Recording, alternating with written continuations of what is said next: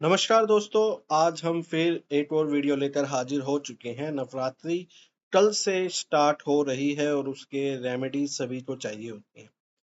किसी भी चीज़ की रेमेडीज को करने से पहले उसको जान लेना कि क्या उसके वो किस तरीके से काम करती हैं, क्यों ये रेमेडीज करी जाती हैं, तो वो बेहद ज़रूरी हो जाता है। तो आप इस वीडियो पे बने रहिए, मैं आपको कुछ ऐसी चीजें बताऊंगा इसके अंदर जो कि आपके ग्रहों के प्रभावों को नवरात्रि में काफी इफेक्टिव कर देती है, जिससे हमारे जो कुंडली में बैठे कुछ ग्रह हैं वो जो पीड़ित होते हैं उसके बेनिफिट हमें मिल जाते हैं इस नवरात्रि में उपाय करने से। और लास्ट में मैं आपको एक ऐसा उपाय भी दूंगा जिससे आपके घर में धन दौलत की बरकत बनी रहेगी। चाहे आपकी नौकरी हटी हो, चाहे आपको एकदम घाटा हो गया हो, किसी भी प्रकार का पैसे से रिलेटेड अगर आपको इश्यू आ चुका है, तो जो मैं लास्ट में उपाय दूंगा वो आपको बेहद फायदेमंद साबित होने वाला है और नवरात्रों में ही ये उपाय किया जाता है। तो इसीलिए उस उपाय के बारे में भी जानना, लेकिन पहले हम इसकी पूरी डिटेल में जान लें, ताकि जो हमारे जो कुंडली में ग्रह है उसके प्रभाव, नेगेटिव प्रभाव को भी हम दूर कर सकें। तो चलिए पहले हम जान लेते हैं आखिर नवरात्रि क्यों मनाई जाती है। नवरात्रि देवी दुर्गा और उनके 9 अवतारों के सम्मान करने वाला एक धार्मिक त्योहार है जो बुराई पर अच्छाई की विजय का प्रतीक है। यह त्योहार देवी दुर्गा द्वारा राक्षस महिषासुर के वध की याद में मनाया जाता है, जो पृथ्वी पर आतंक फैलाता था। ये कहानी आप सभी ने सुनी होगी। नवरात्रि 9 रातों तक चलता है, जिसमें प्रत्येक दिन देवी के एक अलग रूप की पूजा की जाती है। ये सभी भी चीज आपको पता है। अब ये नवरात्रि क्यों हमारे ग्रहों को इसके बीच में क्यों लाया गया, ये मैं अब आपको बताता हूँ। नवरात्रि जो है वो माँ दुर्गा की पूजा, जब नवरात्रि में हम माँ दुर्गा की पूजा करते हैं तो इससे हमारे जो बुध ग्रह के जो दोष होते हैं वो दूर होते हैं। आप सभी जानते हैं बुध ग्रह बुद्धि, वाणी, व्यापार का कारक है। यदि बुध अशुभ हो तो शिक्षा, कामकाज और मित्रता में भी बाधा आती है। नवरात्रि में माँ दुर्गा की साधना करने से बुध दोष शांत होता है। इसीलिए ये बहुत महत्वपूर्ण हो जाता है कि जब कभी भी नवरात्रि आए तो उस समय आप बुध से रिलेटेड जब कभी भी आप रेमेडीज करेंगे, क्योंकि बुध, अगर हम लाल किताब की भी बात करें, जैसा कि मैं लाल किताब के ऊपर वीडियो बनाता हूँ, सबसे पावरफुल ग्रह जो लाल किताब में अगर हम मानते हैं तो वो बुध को मानते हैं। ठीक है, तो इसको ठीक रखना बेहद जरूरी हो जाता है, क्योंकि ये हमारी भाषा शैली पे भी, हमारे जो व्यापार काम धंधा जहां से हमारे पास पैसा आता है, ये सारी चीज कहीं ना कहीं उससे लिंक है। हमारी शिक्षा, हमारी बौद्धिक क्षमता, ये सारी की सारी चीज हमारी बुद्ध से रिलेटेड होती है। और जब माँ दुर्गा के ये नवरात्रि आती है तो इसके अंदर जब बुध ग्रह के उपाय किए जाते हैं वो सबसे ज्यादा इफेक्टिव होते हैं। आप ये देखिए, साइड में हमने दो फोटो लगा रखी है, ये बुध ग्रह की है और ये माँ दुर्गा की है। अगर आप देखेंगे तो सिमिलैरिटीज मिलती पाएंगी आपको, इनकी भी शेर की सवारी है, इनकी भी शेर की सवारी है। तो बहुत इंपॉर्टेंट हो जाता है नवरात्रि के अंदर अगर हम बुध ग्रह के उपाय करते हैं, जिससे हमें काफी बेनिफिट मिलता है। अब हरा रंग, हरी मूंग और दुर्वा अर्पित करने से बुध के सकारात्मक ऊर्जा बढ़ती है। ये तो सभी जानते हैं, बेसिक चीज है। अब हम बात करते हैं कि लाल किताब के अंदर ऐसी क्या बेसिक रेमेडीज हैं जिसको करने से जहां कहीं भी हमारे बुध के प्रभाव बुरे होते हैं उनको हम ठीक कर सकें। सबसे पहली चीज, अगर आपका बुध खराब है तो नाक छेदन, लाल किताब के अंदर नाक छेदन, और जैसा कि इस फोटो में दिखाया गया है, ये नाक छेदन यहाँ बीच से कराया जाता है।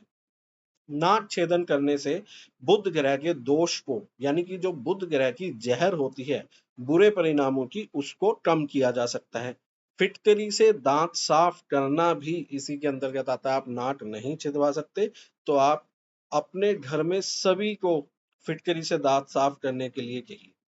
बुध दोष वाला व्यक्ति को नाक छेदन करवाना चाहिए, ये इंपॉर्टेंट है। ये दांत फिटकरी से साफ करने से बुध के नकारात्मक ऊर्जा जो होती है वो कम होती है। अब नवरात्रों के अंदर ही छोटी कन्याओं की पूजा बहुत होती है, ये सभी जानते हैं। आप देखते भी, आपके घर में भी छोटी कन्याएं होंगी, आप भी देखते होंगे, आस पड़ोस में भी देखते होंगे। तो घर में छोटी बच्ची यानी कि कन्याओं की पूजा करें, ये बुद्ध का स्वरूप माना गया है। हालांकि एक कथा अनुसार एक एस्ट्रोलॉजी में से बुध को राजकुमार भी कहा जाता है, लेकिन लाल किताब के अंदर इसको खासकर छोटी कन्याओं का जब हम पूजन करते हैं तो उससे हमारा जो बुध ग्रह है वो काफी अच्छे परिणाम देता है। यदि आप उनके पैर छूकर उनके आशीर्वाद भी लेते हैं तो और जितना भी आपका बुध ग्रह के दोष होते हैं वो सारे के सारे शांत हो जाते हैं। अब अगर यदि आपके घर में ऐसा हो रहा है कि बहुत ही ज्यादा लोगों का घर में बुध खराब है, सभी का किसी का देखिए किसी का नीच होके बैठा है, किसी का गलत भावों में बैठा है, तो अगर ऐसी स्थिति आपके घर में बनी पड़ी है तो आप एक बकरी की या तो सेवा करिए, और अगर सेवा नहीं कर सकते तो आप बकरी का दान जरूर करिए। इससे आपके पूरे परिवार को बुध ग्रह की जो जहर है उससे प्रभाव अच्छे मिलेंगे, जो मतलब जो उसकी जहर है वो खत्म होगी। अब लगातार आपके घर में अगर रोग आ रहे हैं, बाधाएं आ रही हैं, लगातार कुछ ना कुछ परेशानी बनी रहती है, तो इसका कारण भी कई बार बुध की स्थिति हो जाती है। तो इसके लिए आपको क्या करना है, आपको एक कद्दू का हलवा या तो मंदिर में बंटवाइए, या फिर अगर आपका वो पॉसिबल नहीं है तो एक पीले रंग का जो कद्दू आता है आप उसको पूरे का पूरा आपको वो मंदिर में दान करना है। अब बेनिफिट, अब देखिए ये जो नवरात्रि है, ये कईयों के क्वेश्चन होंगे कि किस दिन करें। देखिए अगर आप ये सिर्फ कद्दू वाला उपाय कर रहे हैं तो इसका, और बकरी के दान वाला उपाय करते हैं तो आप इसको तो खासकर बुधवार वाले दिन करेंगे तो काफी अच्छी बेनिफिट मिलेंगे आपको उस दिन के। और जो बाकी ये नाट छेदन है, नाट छेदन भी आप बुधवार वाले दिन करवा सकते हैं, बाकी और कोई भी अच्छा दिन देख के आप कर सकते हैं, नवरात्रि में आप इसको कर सकते हैं। फिटकरी से दांत साफ और छोटी कन्याओं की पूजा, सुबह उठते ही छोटी कन्याओं के पैर छुए, उनका अपने घर की जो लड़कियां हैं उनसे आशीर्वाद लीजिए। खासकर एक और चीज जो कहते हैं लाल किताब के अंदर कि अपनी बहन बेटी और बुआ से बना के रखे। यदि आपका इनमें से किसी से भी थोड़ा बहुत संबंध खराब है तो आप समझ जाइएगा कि आपका बुध वीक है और वो आगे चल के आपको इशू दे सकता है। तो सबसे पहली रेमेडी जो इसमें नहीं लिखी हुई वो ये भी है कि आप अपनी बहन बुआ बेटी से संबंध भी अच्छे रखें। चलिए अब हम उस उपाय की तरफ आते हैं जो, यदि आपके घर में आपको नौकरी छूट गई हो, नौकरी ना मिल रही हो, और पैसे की दिक्कत ज्यादा आ रही हो, पैसा बहुत ज्यादा डूब चुका हो, कहीं से पैसे आने की उम्मीद नहीं हो रही है, और हारी बीमारी में पैसा लग चुका है, तो ऐसी स्थिति में वो उपाय बहुत काम आता है। वो उपाय है जो माँ लक्ष्मी के 18 पुत्रों के नाम। अब इसको करने की एक विधि है, मतलब एक तरीका है जिससे ये बहुत अच्छे इफेक्ट आपको देगा। सबसे पहली चीज आपको क्या करना है, आपको एक सफेद कागज लेना है और उसके ऊपर इन सभी नामों को लाल कलर से आपको लिख लेना है। एक बार फिर सुन लीजिए, सफेद कलर का एक कागज लेना है और लाल शाही से इन सभी नामों को उन उस सफेद पेपर के ऊपर लिख लेना है। अब आप इसको जब कभी भी आप पूजा करते हैं, जब कभी भी आप ध्यान करते हैं, कुछ करते हैं, आप मंदिर जाते हैं या फिर आप चौकी लगाएंगे अभी नवरात्रों के अंदर, तो आप इनकी भी नामों का सिमरन करेंगे। अब वो करना कैसे, आपको पहली चीज, ये माता लक्ष्मी के 18 पुत्रों के नाम है, ओम देव सखाय नमः, ओम चितलिताय नमः, ये सभी नाम आपको लेने हैं।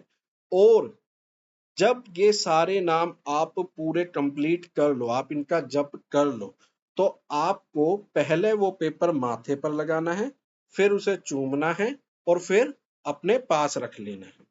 मतलब जहां पे आप इसको सेफ रखते हैं, चाहे आप अपनी तिजोरी में रखते हो चाहे कहीं भी रखते हो, ये एक बेस्ट रेमेडी है। आप इसको करके देखिए, इस ये नवरात्रों में करने से बहुत ज्यादा अच्छे इफेक्ट मिलते हैं। मैंने अपने कई सारे क्लाइंट्स को मैंने ये रेमेडी दी है और उनको बहुत सारे चमत्कारी बेनिफिट मिले हैं।